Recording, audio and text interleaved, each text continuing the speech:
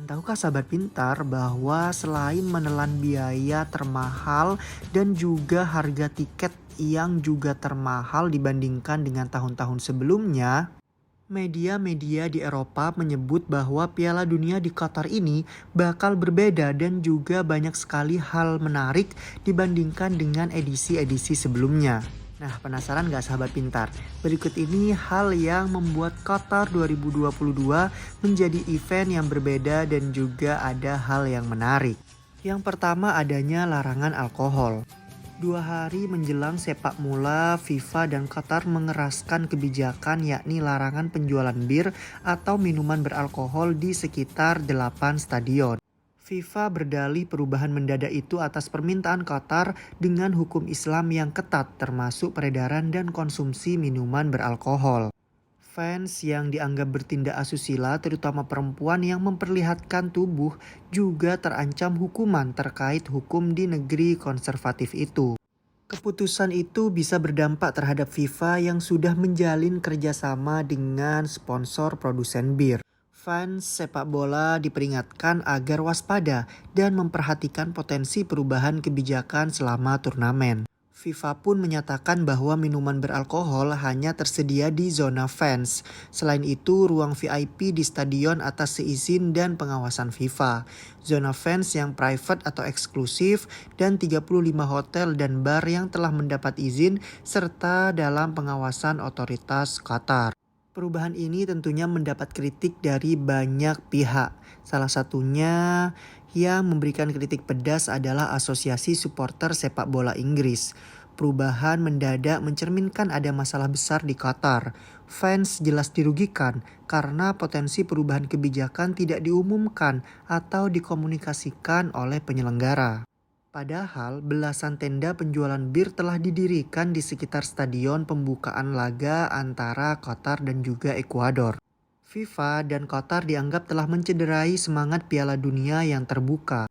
CEO Piala Dunia Qatar 2022 Nasser Al-Khater beberapa waktu lalu mengatakan bahwa ketersediaan bir atau minuman beralkohol menjadi tantangan yang dianggap negeri itu tidak adil. Nasir mengklaim bahwa ada kesalahpahaman tentang penjualan alkohol di stadion, di mana penyelenggara tetap berusaha mewujudkan Piala Dunia yang tak berbeda dengan edisi-edisi sebelumnya.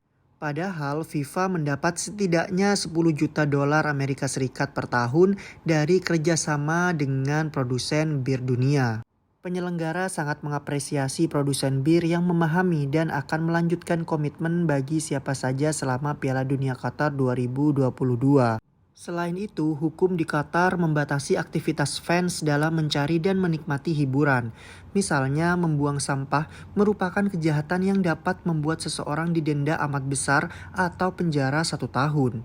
Berpakaian tidak sopan atau bermesraan di tempat publik juga dianggap kejahatan. Banyak yang berpendapat bahwa pembatasan ketat ini menjadikan Piala Dunia sekedar turnamen yang tidak melibatkan masyarakat sepak bola.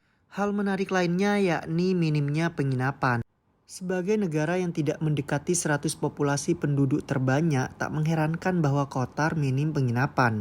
Qatar hanya tercatat memiliki 30.000 kamar hotel, sementara turis yang akan datang diperkirakan mencapai 1,5 juta orang. Namun Qatar berharap bisa mengakali kekurangan penginapan dengan berbagai cara. Mereka berharap memiliki total 130 kamar hotel termasuk 9.000 tempat tidur di desa-desa supporter, tenda besar dan juga kabin dari kontainer. Selain itu, 60.000 kamar disiapkan di apartemen dan juga villa, sementara 50.000 di hotel dan 4.000 pintu di 2 kapal pesiar yang akan tetap merapat di sepanjang turnamen. Minimnya penginapan bisa membuat para penggemar harus tinggal di negara tetangga seperti Oman, Arab Saudi, dan juga Uni Emirat Arab. Namun mereka harus menggunakan pesawat untuk menyaksikan setiap laganya. Waduh, rempong banget ya sahabat pintar.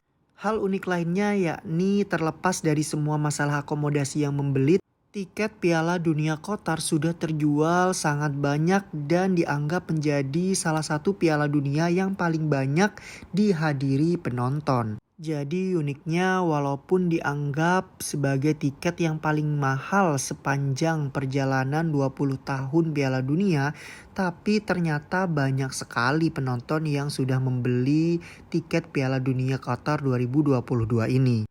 Hal menarik lainnya di balik perhelatan Piala Dunia Qatar 2022 ini, yakni adanya kritik hak asasi manusia. Piala Dunia Qatar 2022 ini dicoreng dengan isu kematian pekerja migran yang tinggi. Lebih dari 6.500 pekerja migran diperkirakan meninggal karena terlibat pembangunan infrastruktur yang berlangsung sejak 2010 atau ketika Qatar dinobatkan sebagai tuan rumah.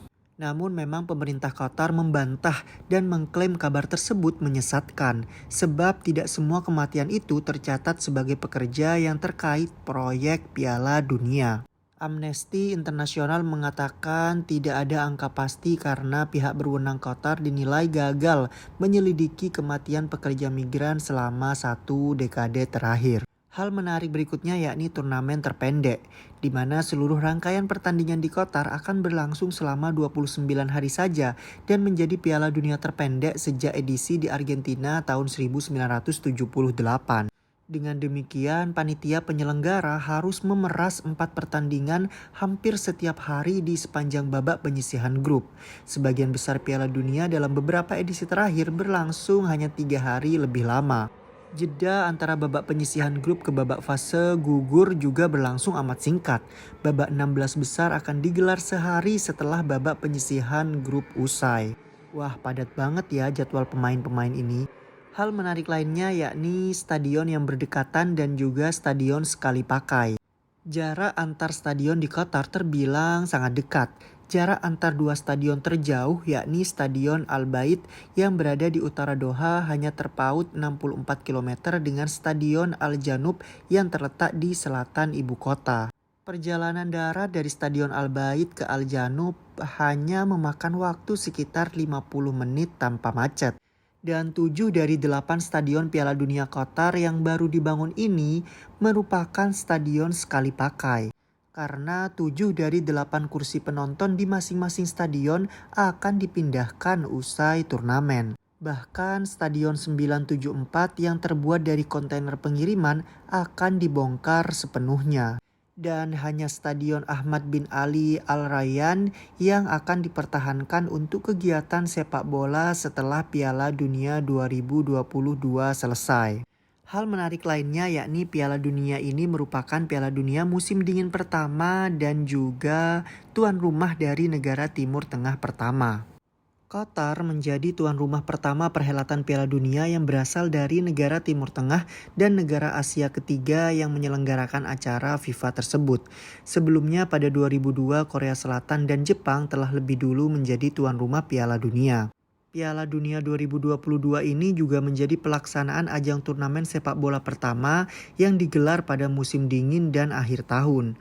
Umumnya perhelatan dunia ini diagendakan pada pertengahan tahun. Namun ketika Qatar terpilih menjadi tuan rumah Piala Dunia 2022, FIFA harus kembali mempertimbangkan masalah cuaca di negara tersebut. Mengingat bahwa Qatar memiliki suhu panas yang ekstrim hingga 50 derajat Celcius karena kondisi geografinya yang berada di Timur Tengah.